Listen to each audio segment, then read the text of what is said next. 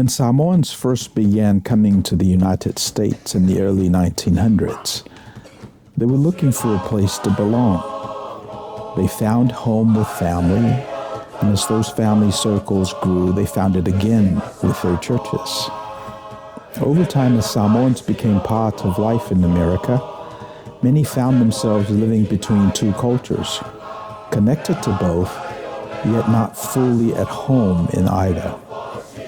This place, Manuia, offers a place to land, a place to breathe, and a place to belong. Second Samoa is your home away from home. If I give you an idea, not only do you have it, but I have it.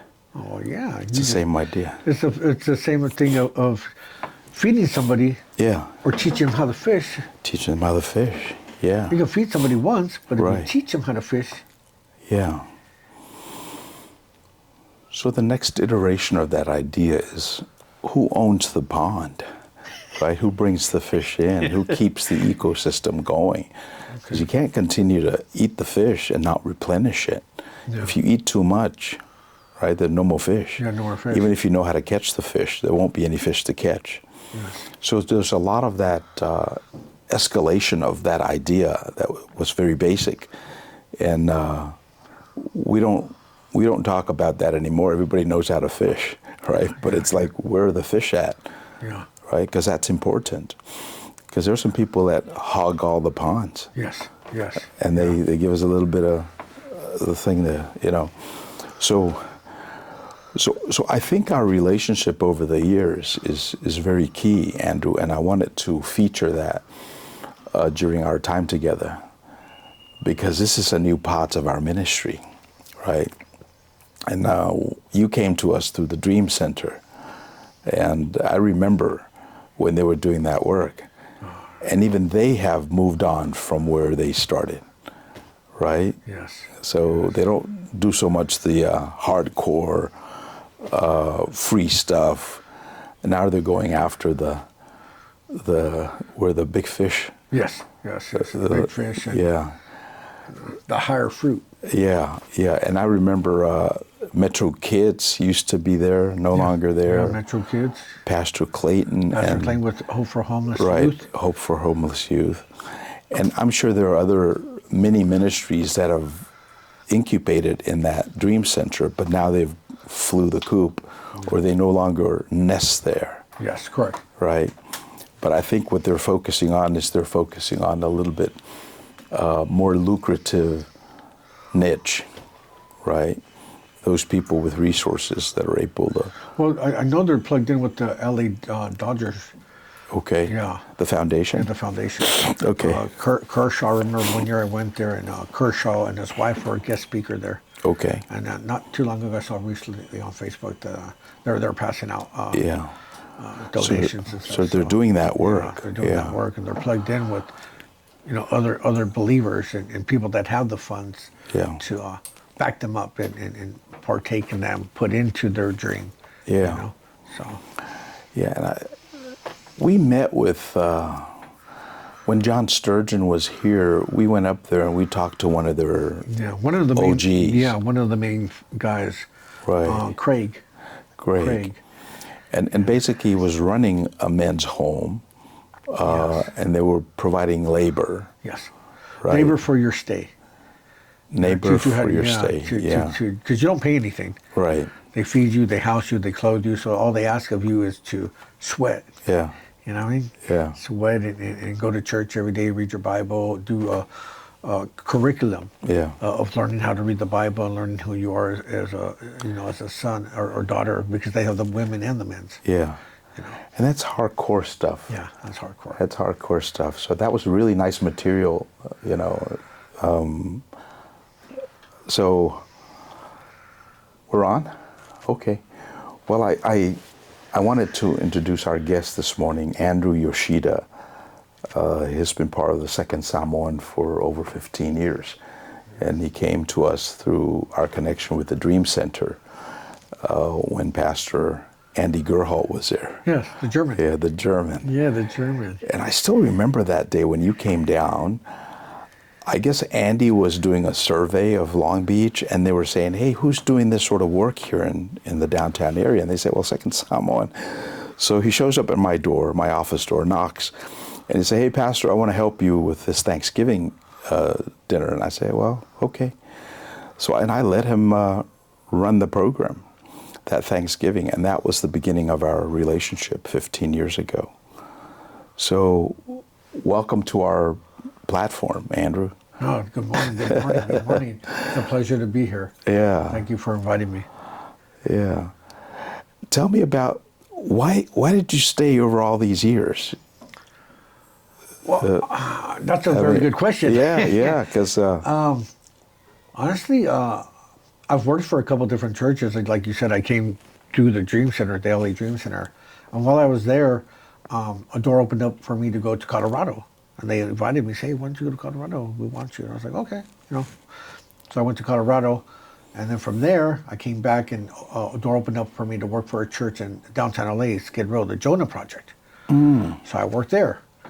That closed down. So then an opportunity came here, and I came over here with you guys through Andy Gerhal. I saw Andy Gerhal at a church in Pasadena, the Rock Church. It's I think it's a Korean pastor or Chinese pastor, H-Rock Church. And he goes, hey, I know you. You're from the Dream Center. What are you doing here? I'm like, I'm at church. So why don't you come down to Long Beach? And came down to Long Beach, and here I've been ever since. I think the reason why I stayed is because you never asked me to leave. Yeah. To be honest. And you gave me room to grow, and you helped me get into school. And being here, my life has continued improved. Yeah. And you've helped us quite a bit. 15 years ago, I had just gotten into this social justice ministry. My entire life was in the ministry, but it was a different ministry. We never got involved with addicts and felons until I went to seminary, and then I discovered there's a new world out there, a whole new world. So I started reaching out because our community didn't lend itself well to that sort of work. You've seen what we do, right? We try to worship all the time and stay away from the riffraff. The riffraff. And God's people. Yeah. And when my life was transformed, I said, look, these can't be throwaway people. We got to reach out to them, and we've got the facilities. We got the resources. So we started reaching out. So Andy brought you down and brought other people. Yes, before the Dream me. Center. Yeah, I remember Mate. Of course. Mate, he was from London. Yeah. I remember Mate, and then another guy with long hair. I forgot his name. Really biker type. Yeah, biker type. I remember his name. I remember him from the Dream Center, and he works for a church in Long Beach. And then Mate too. I remember when they came and got Mate from the Dream Center. I was there, like, he's got an opportunity to work for a church in Long Beach. And then I ended up coming out and meeting him before he left, and he got blessed to go back to his country. Yeah. I remember. And then you helped out with community service volunteer. You were checking people in. Running the hours. Yeah. Doing the hours. Yeah. We implemented Adopt-A-Block, cleaning around the church. Right. Cleaning up the church a lot more. The feeding that you already had going, though. Yeah. That's what I really liked about when I came to Long Beach. You had a very diverse ministry, because you would rent out the hall to Father Rodrigo, the Catholics. You had Victory Outreach next door at the house, the guys. You had Douglas Leafy for the Christians. You had his little office in the back. Your church was alive, man. Alive, and different cultures coming together to serve one God. Yeah. That was beautiful to me. One of the turning points, I think, with our relationship was when you sat for that test, the CNA. Yes. Yeah. And we helped you a little bit with that. Oh, you helped me a lot, Pastor. You helped me a lot. I'm very blessed and thankful for our relationship. You helped me fill out the paperwork, because I was just so mind-boggled, because they sent me a big old stack, and you felt it, because you told me, hey, do you need help? And I was like, yes, please. And you helped me write everything down, and I submitted to the state of California, and they said, okay, we're going to give you a chance. We're going to let you go to school. So I thank you for that, and you really helped me with that. Artie's dad wrote me a letter. The Iranian. Yeah, I still talk to him. Yeah, I still talk to him and have his son call him. And that Japanese guy that we should have a relationship with, he wrote me a letter as well. Sato. Sato, yeah, Sato. Sato, yeah. Yeah, so working for the church has been a blessing. Yeah. It's been a blessing. Yeah. And you've contributed a lot to our ministry in that sense, right? I count about maybe a dozen times that you've been at the actual Samoan worship, negotiating the language and over all these years. And I know it's tough. Yes. And I've sort of, I've become a bilingual pastor. Yes, you have. Because now our young people have a challenge with the language. So I find myself speaking both Samoan and English during worship. And so, but at the same time, it's a very defined niche. You have a son. Yes. Axel. Yes. I didn't have a son when I got here. So God is blessing with You've us. enjoyed yourself while you're here. Yes, definitely. Yeah. Living life and progressing. I have my son Axel. He's 9. He was born here in Long Beach at Memorial Hospital, and he's part of the church. You've seen him grow up. You and your wife have seen him grow up. Yeah. And I think that's the one thing that I think the Samoan community provides. They provide stability. And these relationships go way back, right? Not just the Samoan thread, but also people that we engage with, right? Like you say, we don't throw people out, They disinvite themselves. But other than that, we just work through it, whatever challenge we've got. So relationships, I think, is something that we bring. We bring stability, and we also came here from a different country, believing that this is the land of opportunity, and to some extent, it is, but it's not going to come easy. It's not the land of milk and honey like they said it is. You have to work it. You got to work the plow. Yeah, you got to work the plow. You got to tend the field, man. You got to get your hands dirty. We didn't get that memo. Right? Or at least some of us are suffering. Yeah. But the ones that are doing well have, because they figured that out, there aren't any free lunches. So there are layers of our community that come and take care, participate in the free lunch program, and then they never go to the next level. 1 or 2 generations, they're still there, right? But the ones that come in and for one reason or another, they get educated or do well economically, they move up the echelon, and then they teach their kids to work hard. Yeah. And I think those are the people that are doing well in our community. Yes. And so, yeah. What else is on your mind? Oh, I'd like to, because of the help of you and the church, I became a CNA. So I got my license in 2020, and then COVID hit. And then we're doing COVID tests at the church. Okay. I remember that? So I got a job through the church when I was already there, so that was a blessing. Right. I remember COVID. Yeah, remember because that? a ton of money got poured into these communities, and I guess that's how you became a CNA. You pivot. God lined me up for that right before, and then boom. Okay. COVID hit, and I started making some good money. And then with that, I bought a trailer. Okay. A trailer to get out of one of the houses that the church provided that I oversat for me and my son, because it was getting a little bit too wild. Yeah. So got to separate that. That was a blessing. But right now, I look forward to the future, and I would like to continue my education and pursue my LVN, which is only 1 year of school. Okay. So I'm looking into that. The only thing that's been holding me back is I've been procrastinating because I need to go get a high school diploma or GED. So I need to do that first. That's one of the prerequisites.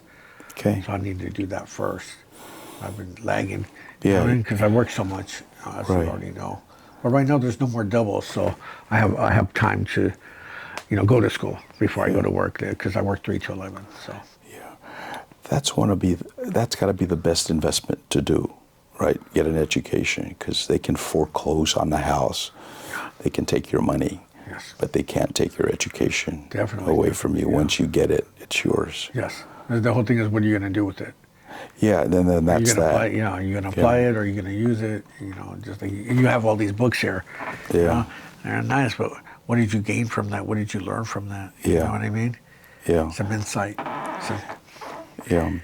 The vision of this space is to be able to authentically capture what God has done with our community, through folks like you, people that have come in and helped us. And then sort of like offer this and invite other people to take a look around where they're at and see if they can find Andrew Yoshidas of the world, people that don't quite fit the mold, right, that they're used to, and then pay attention to what God is doing in their lives. And then the constant invitation, right? Yeah. Sometimes it's hard to talk to you, Andrew, because you're fast. Yeah. I call you Speedy Gonzalez. Yeah. Yeah, well, because of the ministry running the homes, I got to be fast on it. These guys are chucking and diving. You know what I mean? You got to be on it. With you, you're more slow place, but I'm all boom, boom, boom. Gotta go. I wish I could sit down, and I'm learning it little by little. Like on my days off, you heard me talk to my dad. Hey, Dad, you gonna be out there? Maybe I'll come and just chill with them. And we watch movies, cowboy movies, John Wayne, Clint Eastwood, and we just relax and eat and chill. That's my quiet time. Yeah. Very recently, you got me started on those health stuff. Yes. It got me involved with the egg farm. Yeah, Billy's Egg Farm. Billy's Egg Farm, Yeah. okay. In Chino, California. Yeah. Yeah. And then also, too, starting reading the back of the ingredients. So I love top ramen, cup of noodles, right? I've been eating them since I was a kid. Yeah. When I used to go to jail. I got cases of them at my house, right? So I started learning and reading, and it says bioengineered ingredients. I don't need it no more. So I got a whole wall of soups. Like, what am I going to do with these? I can't eat them no more, And my son loves them, but I'm starting to be more health conscious. Yeah. And like I said, that's why I purchased my eggs at a fresh farm, because the eggs that you get at the market, they're chemically washed. Yeah. Yeah. That's crazy. Yeah. And the same thing with my meat. I buy my meat at what is it called? Hollister's. Yeah. I gotta check that out. Yeah, it's in Chino, California. They've been there since 1950 something. I'll send you a picture. Yeah. Yeah, that place is packed. Packed. Every time I go there with my dad, it's packed. Because he lives in Pomona, so we just shoot over to Chino, and he likes pork chops. So they got the pork chops right there, cut them in half for you. They got carne asada. They got everything, but that place is packed. Yeah, I'm gonna check it out. Yeah, check it out. It's closer to you, Buster. Yeah. They got chicken, everything. Homemade sausages, and you'd be surprised how many people are going there because they're tired of buying all these chemically pumped up chickens and beef. So they work with the local farmers, and you can taste the difference in the beef. Yeah. More healthy for your family, for your kids. Your daughter's a doctor. Yeah. More healthy, more. Absolutely. It's funny how we've come so far. I remember eating chicken off of the farm, It was running around for a few minutes, and then next thing you know, it's on the plate. Wow. But now the chicken is so distant from where it grows, and so I'm happy to get back to those connections to the land. Yeah, definitely. Yeah. I never had that growing up. I've always been off the market, the picture. But now I want to go off the grid. Yeah. And raise my own chicken. I would love to do that one day. Buy a little acre of land, 2 acres, throw my camper around there and just dig a well. Yeah. Have my own water supply. Get a couple chickens, a goat, 1 cow per meal. Seriously. Right. I see a lot of people doing that already. Yeah. Well, wealth is health. Yes. That's what they're saying. Yes. Regardless of how much money you have, but if you don't have health, all the money, might as well be poor. Might as well be poor, yeah. Yeah. Let me see what else. Talk to me about your faith. Oh man, my faith goes up and down. Yeah. I get angry. My relationship with God is funny because, like my one friend said, Kevin Nelson, rest in peace. I'm on FM and God's on AM. It's like I never really, hear what he's saying. So, that goes back to the question, why haven't I left? All the other churches I work for, they told me, hey, your time's up. Oh, the church is closing. Time for to move on. Hey, your volunteer service is no longer needed. Okay, God, where to now? And being here with the Second Samoan Church, it's never come to that. Yeah. It's always been, hey, what else can you do? You've always given me tasks to see what I can do. I know you tense up with the deacons sometimes. Yeah, because at the end of the day, they're a man just like I am. They put on their pants one thing at a time. They're not perfect. Neither am I. I'm far from perfect. I cry up to God a lot and just try to stay humble, and try to keep it simple. Try to always give back as well when I can, or in the right state of mind. I have road rage, So, I'm still flawed, but I do acknowledge, I do know that everything good in my life has come from God or connected to people of God like you. You do serve the people. I've seen you help so many people. You had an open door policy where I remember anybody could just walk into your office, and a lot of people did, asking for money. And you would give them $10, $20, or pay their rent, a portion of their rent. And then you learn too, you can't do that no more. We need to put a blocker there. My wife put the kibosh on that. Put a blocker on that. And there's no more of that going on. You need to be part of our ministry, part of our church, and then we'll help you. We've learned over the years of helping all these random people. Yeah, that's nice for a little while, but at the end, we need to help our own people. Yeah. Just like we're sending money overseas to these wars and stuff, but what about all the kids and all the people that are homeless here in America? And start helping our people here. Yeah. Samoan churches eat up a lot of money because not only are you maintaining the faith, you're maintaining the culture, right? So that requires a little bit extra cash. It puts a strain on people. Second Samoan has been very fortunate to participate in the economic mechanism of this country, whereby they're able to make do with what they have. And then to the extent that they're able to participate in some of the other stuff like real estate development and for a fee, rent out rooms for a fee, then we participate in those as well. But other Samoan churches, they do bingos, they have fundraisers. We have fundraisers too. But we try to keep it as light for the people as we can. And one of the reasons why we're creating this platform is because we think this could be a source of income. In addition to just preaching the word and getting the message out there, we believe that if it's of value and people are able to consume the content, like, share, and subscribe, then the algorithm will reward the platform for the messages that they put out in the world. So we've got a nice team. We've got Robert here behind the camera. And we've got Siona, we've got Vera, Danny. So we've got a really good team. We just need to tweak this so that it sings. Yes. This is sort of like the new place where sermons on the mounts are going to be delivered. Yes. We just need to work on the rocks. Yeah, definitely part of the learning process. But that's the beauty of that, learning something new. Yeah. And trusting God. And like you said, if you're putting something out there that people can relate to, can understand, and man, God's going to bless it. And you're going to get your followers. You're going to get people that are like, hey, man, let's see Pastor Misi's on. Who's he talking to today? Let's see what the word is for today. I need some encouragement today. Today we're going to talk about hope, different things that the people need right now in these dark times. Yeah, and the ultimate goal is to have transformation occur there where the end of the camera is, right? Yeah. They don't have to come to our church. They need to take the pearls that we're dishing out and then apply it to their lives. Locally where they're at, this is going to go out to the rest of the world. And to the extent that you take a pearl, a seed from our conversation, and look around and plant it where they're at, in New Zealand and Aotearoa, and then nurture it and water it, and then the thing grows to God's glory. Yes.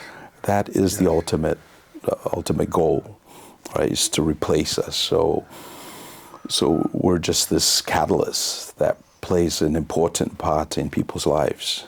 Samoan community to begin with, but eventually the rest of the world. Well, like you say, you guys have opened up your door to me, another.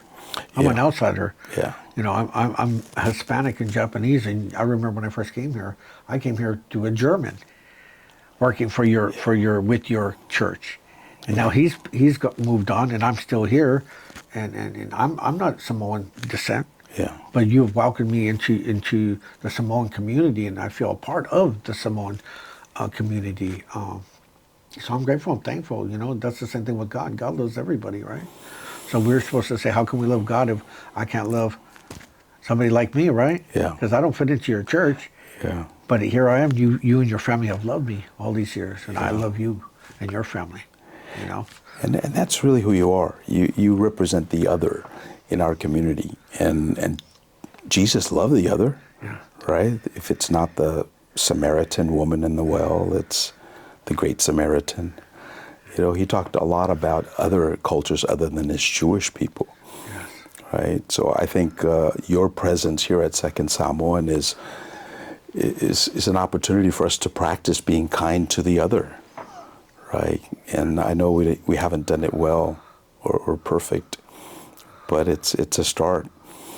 And I think if there's one message to go out there, it is that. Look for others around where you live, and kind of check in up on them and find out how they're doing. And then the flip side of that coin is you remember where you're the other as well, right? Yes, when I go to these dominant Anglo communities, I am the other. Yes. And how do they treat me? And it's, you know, we could all use some help. Yeah. Thank you for spending time with us. If you found this content helpful, please like the video, share it with others, and subscribe to the channel so we can continue bringing these insights directly to you. Manuia.